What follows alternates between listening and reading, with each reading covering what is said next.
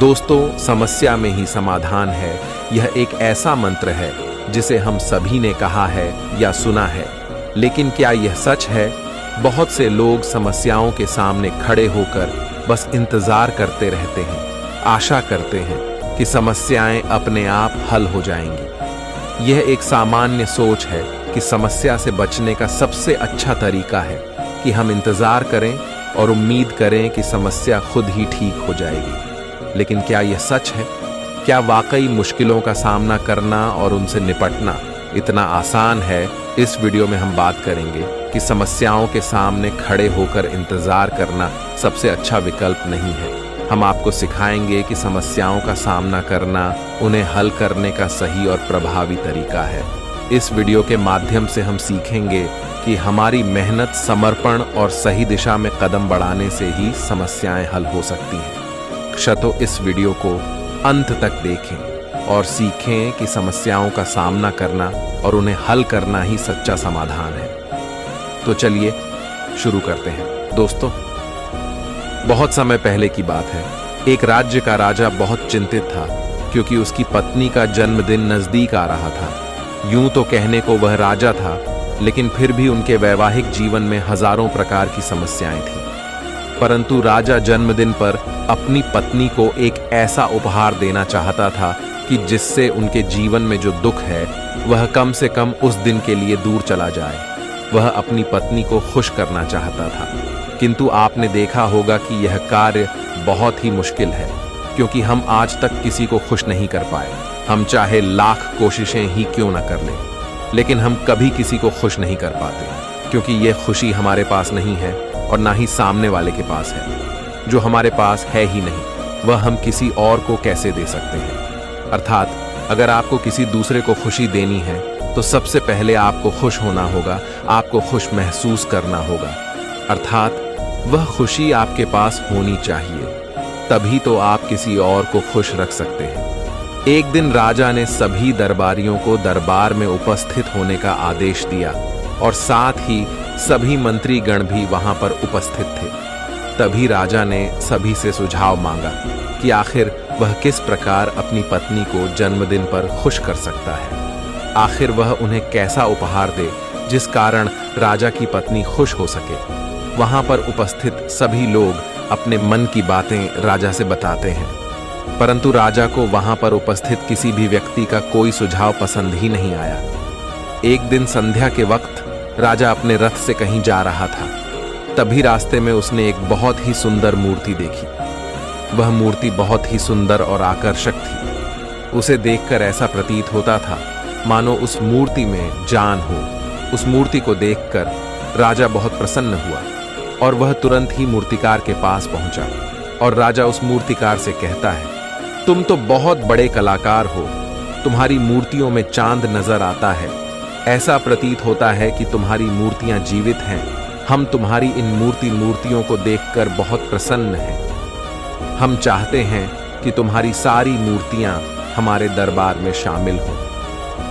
यह सुनकर वह मूर्तिकार बहुत प्रसन्न हुआ, जैसे उसे कोई खजाना मिल गया हो। लेकिन तभी राजा ने उस मूर्तिकार से एक और बात कही, देखो, मैं चाहता हूं कि तुम मेरे दरबार में शामिल हो जाओ, किंतु उससे पहले तुम्हें हमारे लिए हमारी रानी की ऐसी मूर्ति बनानी होगी जिसे देखकर वह खुश हो जाए और अपने सारे दुख दर्द भूल जाए।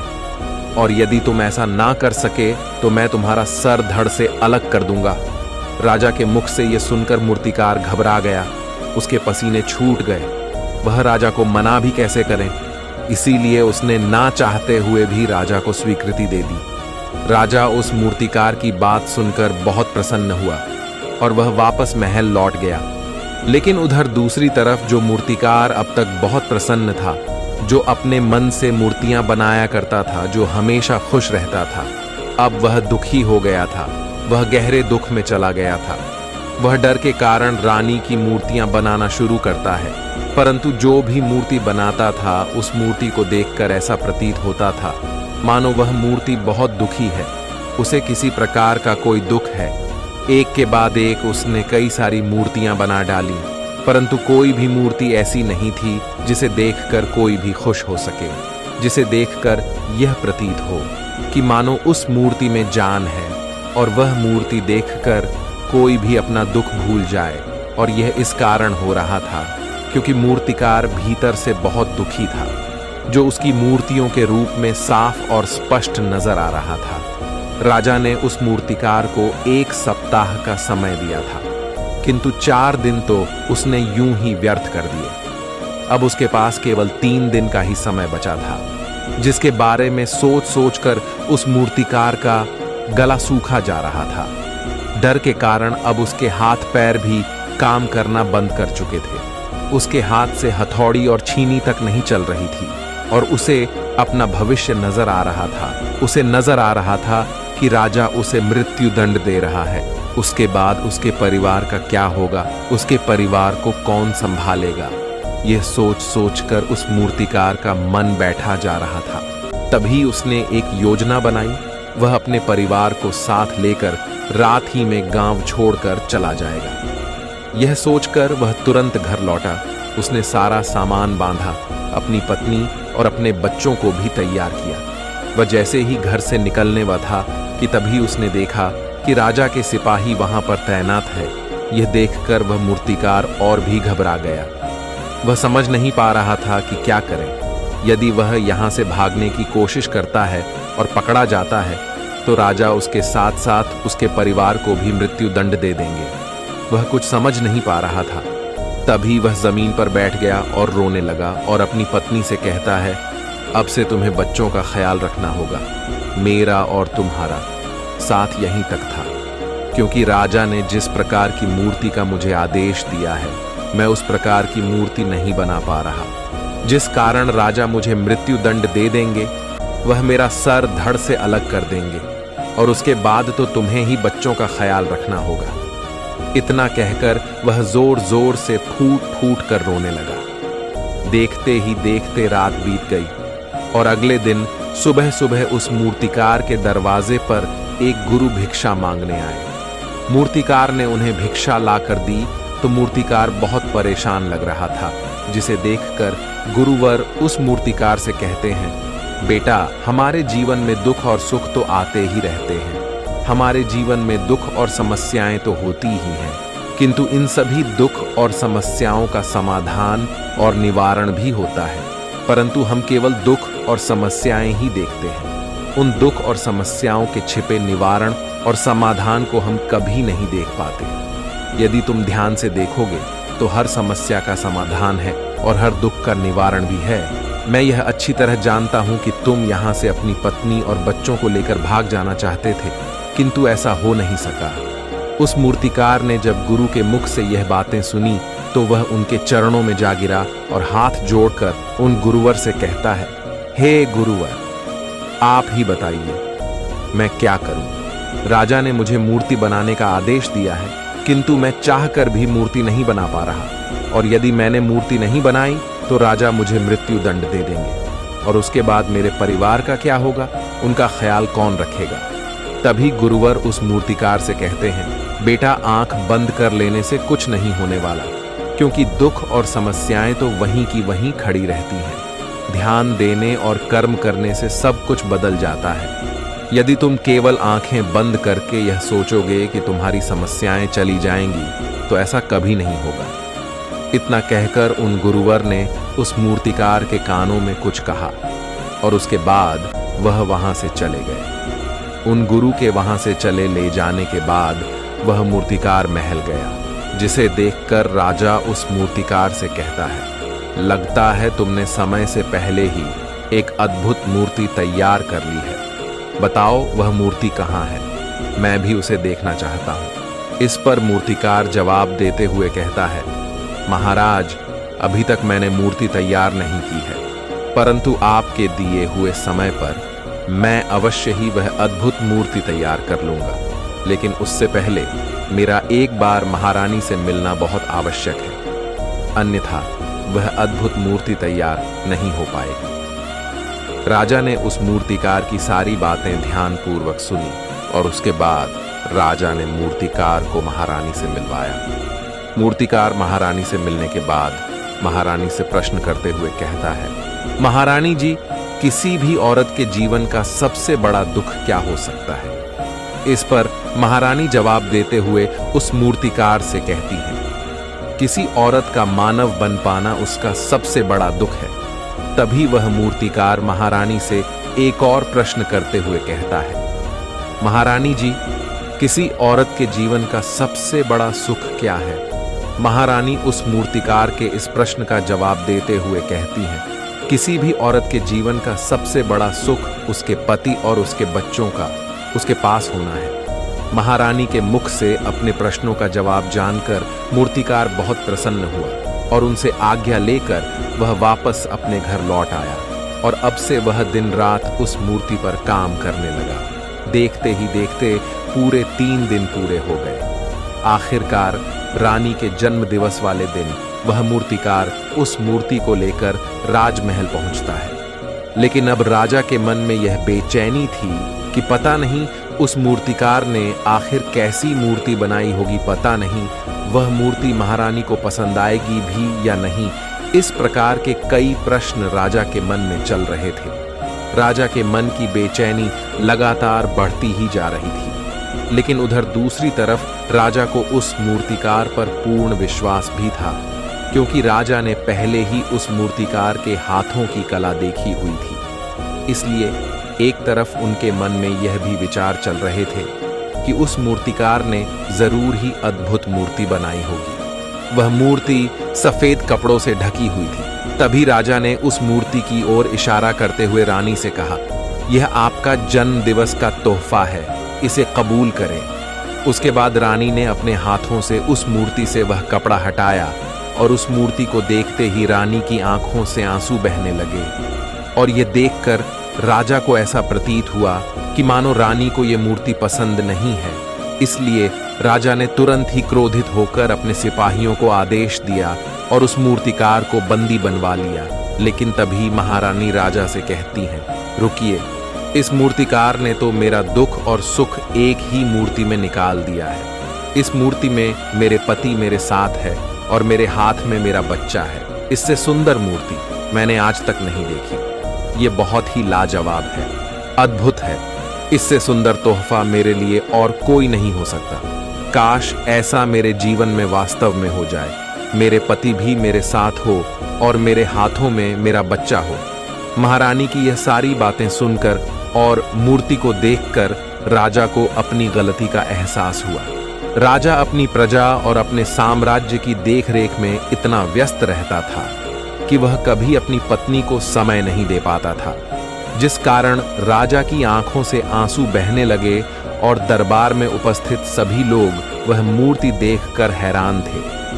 आज तक किसी ने भी ऐसी सुंदर और जीवित मूर्ति नहीं देखी थी, जिसमें सुख और दुख एक साथ नजर आ रहे हो। उसके बाद उस राजा ने उस मूर्तिकार को रिहा करवाया और उसे ढेरों इनाम दिए और अपने राज्य दरबार में जगह भी दी। किंतु उस मूर्तिकार ने इनाम तो स्वीकार कर लिया, परंतु राज दरबार में उसे जगह नहीं ली और हाथ जोड़कर राजा से कहता है, हे महाराज, मेरी आपसे विनती है। आपने मुझे चेतावनी दी थी, यदि मैं यह मूर्ति नहीं बना सका तो आप मुझे मृत्युदंड दे देंगे। किंतु मैं आपसे बस इतना ही कहना चाहता हूँ, हम में से चाहे कोई भी प्राणी क्यों ना हो, सभी के प्राण उतने ही कीमती हैं जितना कि आपका या महारानी के हैं। इसीलिए किसी को भी बिना दोष के दंड नहीं देना चाहिए। मेरी पत्नी ने मुझसे कहा था कि राजा की दोस्ती और दुश्मनी दोनों ही अच्छी नहीं है। इसीलिए मुझे आपके राज दरबार में कोई स्थान नहीं चाहिए। मैं अपनी छोटी सी दुनिया में बहुत खुश हूँ। मैं अपने छोटे से परिवार के साथ बहुत खुश हूँ। मैं आज तक जो करता आया हूँ मुझे वह पसंद है और मैं अपने पूरे जीवन काल वही करना चाहता हूँ। मैं जैसा हूँ, जिस हाल में हूँ, मुझे बहुत प्रसन्नता है कि मैं आज इतना खुशहाल इंसान हूँ। अब मुझे आज्ञा दीजिए। इतना कहकर वह मूर्तिकार वहां से चला गया। दोस्तों, इसी प्रकार हमारे जीवन में भी बहुत बड़े बड़े संकट और दुख आते जाते हैं, किंतु वास्तव में तो यह दुख और संकट हमें कुछ सिखाने के लिए आते हैं। किंतु हम तो केवल उन दुख और समस्याओं को ही देखते रह जाते हैं।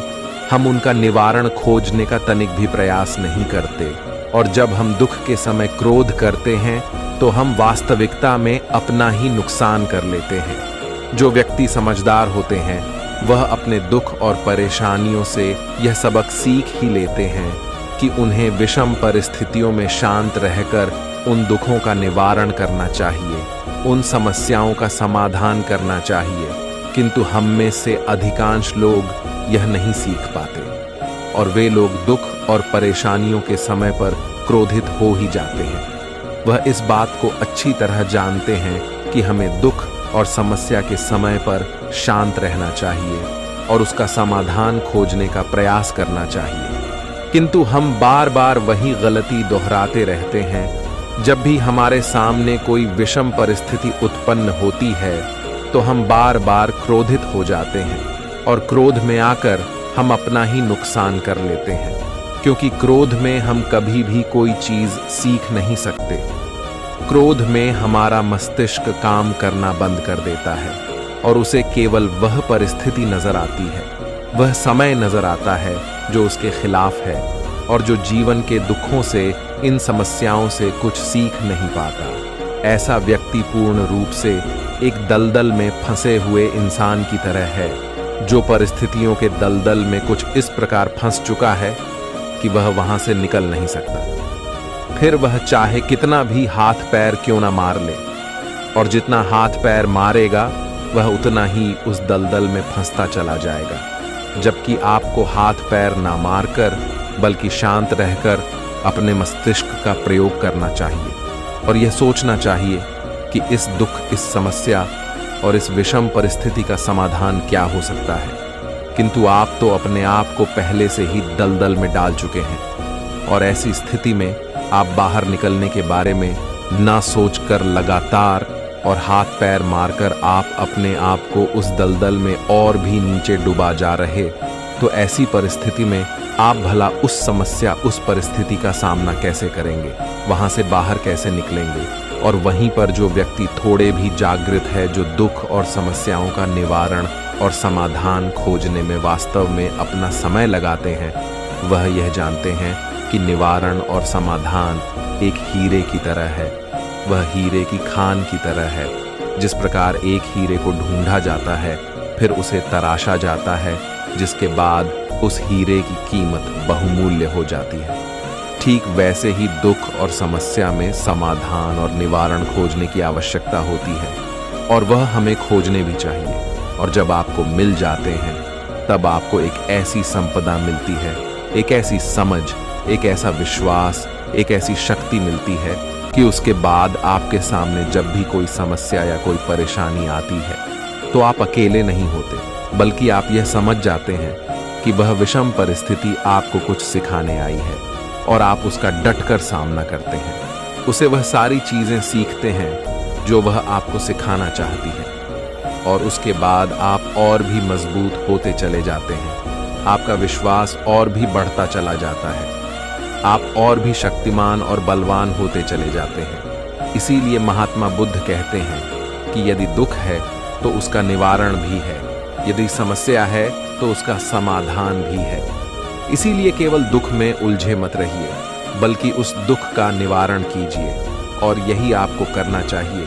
केवल हाथ पर हाथ धरे बैठे रहने से या फिर यूं ही समय को व्यर्थ गंवाने से आपको कभी भी उसका निवारण नहीं मिलेगा, बल्कि जितना आप उस दुख और समस्या से अपनी जान छुड़ाकर भागने की कोशिश करेंगे, उतनी ही तीव्रता से आपके पीछे भागेगी। और जैसे जैसे समय बीतता जाएगा वह दुख और समस्या और भी विकराल रूप ले लेगी और तब उसका सामना करना और भी मुश्किल हो जाएगा। इसलिए यदि कोई दुख और समस्या अभी आपके सामने है तो उसे लड़ डटकर सामना कीजिए, उससे सीखिए और निवारण कीजिए। दोस्तों, आपने आज के इस वीडियो से क्या सीखा वह मुझे आप कमेंट में बता सकते हैं। इसी के साथ में उम्मीद है कि आपको आज की वीडियो पसंद आई होगी, तो इस वीडियो को उस इंसान को शेयर करें जिससे यह कहानी सुनने की ज़रूरत है और उसी के ठीक बाद चैनल को सब्सक्राइब करें। तो चलिए फिर मिलते हैं ऐसी एक और नई वीडियो में एक नए मैसेज के साथ। तब तक के लिए अपना ख्याल रखिए। धन्यवाद और नमो बुद्धाय।